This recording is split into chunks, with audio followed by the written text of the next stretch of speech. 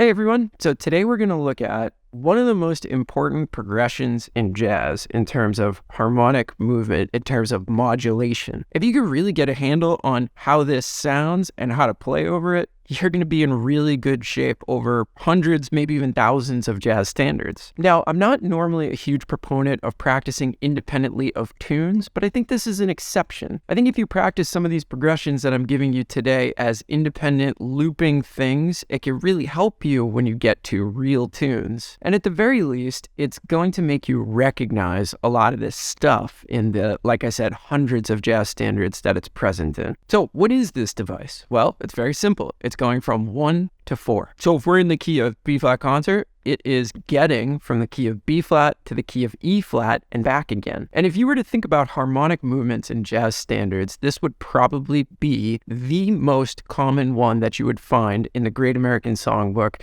the jazz standard language. Now, it sounds pretty simple, right? You're going to do a whole video on 1 to 4. But the thing is that there are several really important variations that go along with this particular harmonic movement. And that's what I want to cover today. So what I'm going to do is I'm going to go through 5 different ways of getting from 1 to 4 and then back to 1 again. And I think this is going to cover the ways that you will see this happen most often when you're playing over jazz standards. And again, if you could really wrap your ears and your fingers and your brain around these different variations, you're going to really have a lot of success in your improvisation over the standards that contain these things. So without further ado, let's jump into the examples. All right, so let's dive into the first example here. So this is perhaps the simplest way to get from 1 to 4 and then back to 1.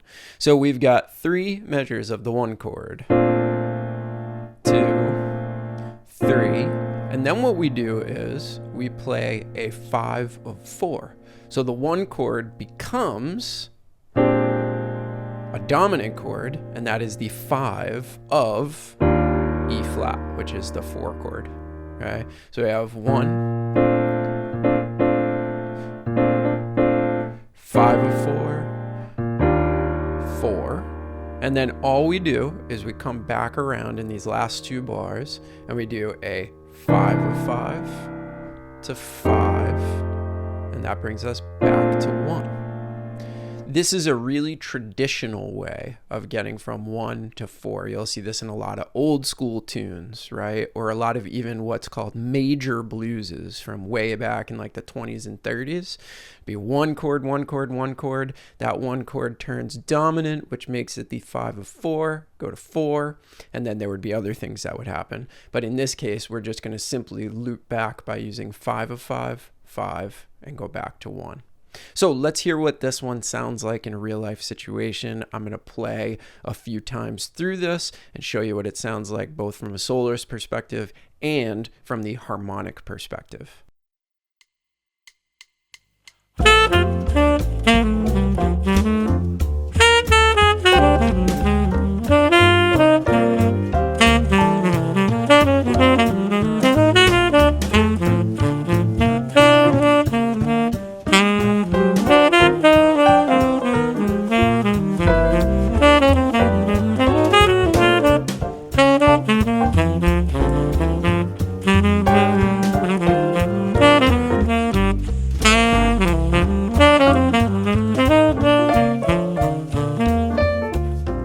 Let's look at the second progression here. This is actually very similar to the first one. Functionally, it's actually exactly the same. We're just doing it in a little bit of a different way. We're adding some variation to it because that's the thing. You're going to see a lot of variation on this 1 to 4 and then back to 1.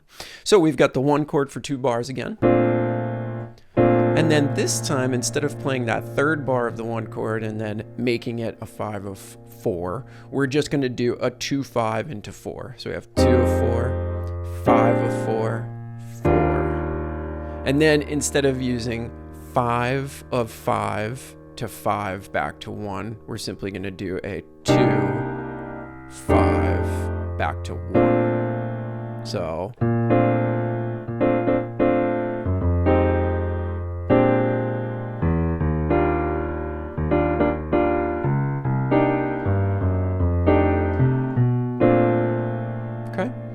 So yet another variation of that little 8-bar thing. That is a perfect way to practice this, is to just loop this progression and hear all those sounds happening over and over and over again. Now let's go to a little bit of playing over it.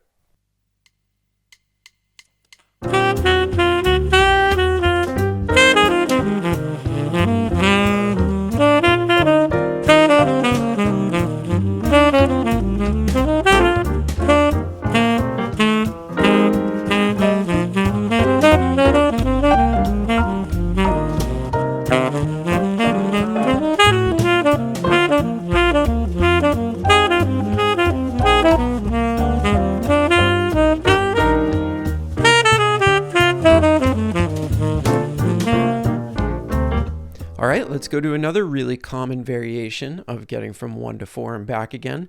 And this time we are going to use a backdoor progression, which happens a lot in a ton of tunes. So as you can see in the first 2 bars, again, we just play 1 for 2 bars. And then we do the 2 of 4, 5 of 4 into 4.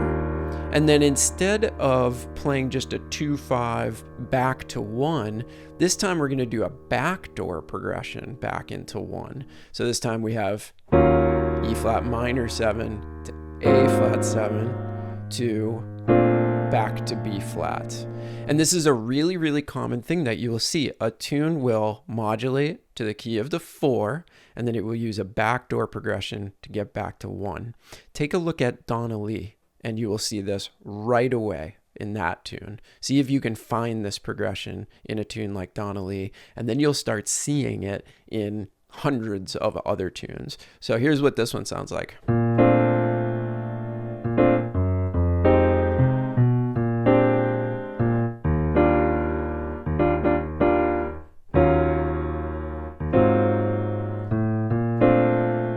Okay, and then it might go like in Donna Lee. But in this case, we are just going to loop it back around because this is a practice progression, okay? It's preparing us for those real life progressions. Okay, so let's hear some playing over this one.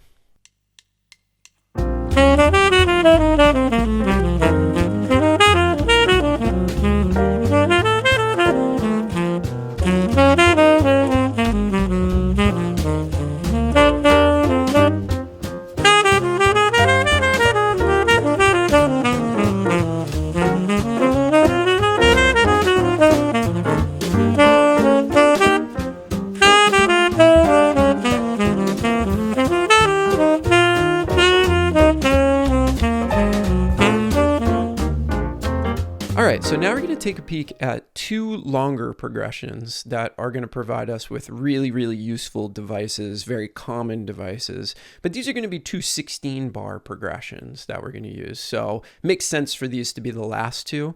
And you probably shouldn't work on these until you have a handle on the previous 3 that I've showed you. So what's going on in this one? Well, we have 1 for 2 bars. And then we're simply going to do a 2, 5, back to 1. And then we're going to do our 2 of 4, 5 of 4, then we're going to hit our 4 chord. Now what we're going to do is we're going to start this walk up, and that's how we're going to get back to 1 eventually. So we're on the 4, and then we go to our sharp 4 diminished chord, which is a really common thing that we see in the blues or in gospel music. So 4, sharp 4 diminished, 1 over 5, and then we go up another step in the bass and we play our 6 chord back in the key of 1, and then we have a 2, 5, 1, and then in order to get back to the top we play a quick 2, 5, 1. So I'm going to start right here in this bar to let you hear this whole progression again. So here's the F minor chord.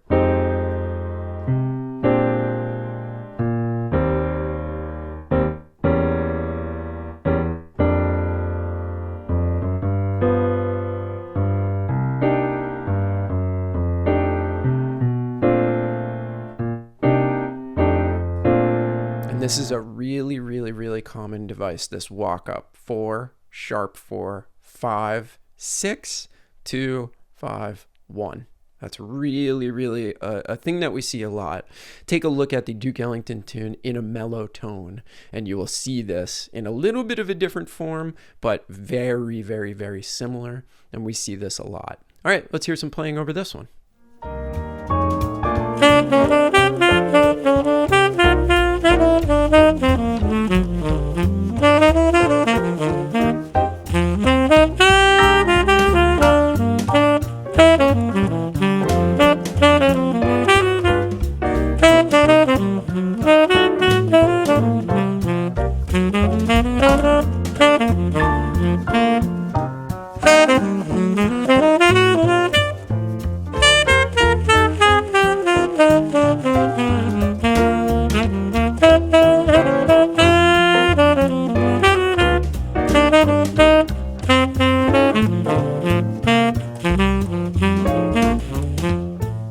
All right, here is our final progression, another 16-bar progression. And this one is just going to take a look at another really commonly used device. This device is used a lot, again, in more traditional tunes. So music from the 1920s, 1930s uses this device a lot. Okay, so now what we see is we have our 2 bars of the 1 chord. Then we do our 2 of 4, 5 of 4. Then we land in 4. Now what we see is a minor 4, and that is just going to go right back to 1. It's kind of nice, isn't it? Minor 4 to 1. And then we see 6, and then 5 to 5, 5. Then we're back to 1. Let's hear this one in context in time.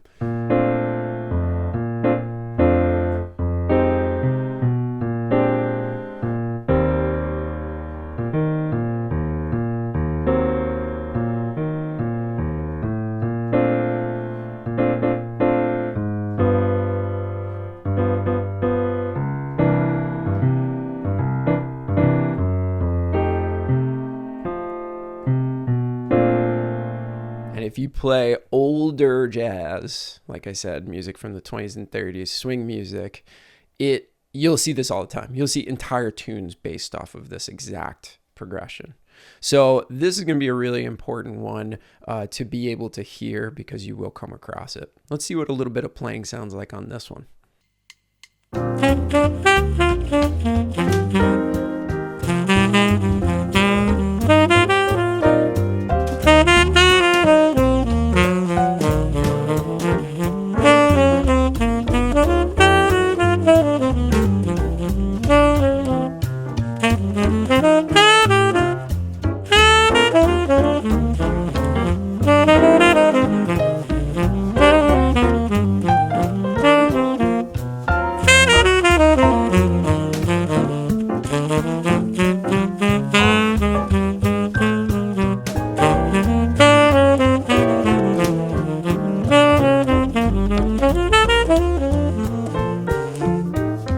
All right, so hopefully that all made sense to you. Definitely let me know if it doesn't. But it's really important to be able to hear those different root movements and all those different cool ways of getting 1 to 4 back to 1 again. And now that you've sort of thought about this, you're not going to be able to unsee it, if that makes sense. You are going to start seeing this everywhere. I'm sure as I was playing through a lot of those, you were thinking, oh, that's the same progression as from this jazz standard. Oh, that's the same thing that happens in this tune that I'm studying. And that's kind of the goal here, is to be able to recognize those and quickly make sense of it. Not only is this going to help you with your improvisation, it's also going to help you with memorizing tunes, because these progressions get used over and over and over again, and it's easy to just remember, oh, yep, it goes to the 4 and then it comes back to 1 in this way. So I think studying this kind of stuff is going to be really, really important on multiple different levels, and I hope this video has been informative and helps you along the path of being a better jazz musician and a better improviser. That being said, if you did like the video, please hit that thumbs up. That is like the #1 most important thing that helps this channel. If you're not subscribed already, hit that subscribe button, turn on the little bell icon so you get notified every time we post a video. Most of all, as always here on the channel, thank you for taking the time out of your day to watch this video. It means the world to me, and I hope we brought you value. See you next time on another video. Have a good one, everybody. Bye.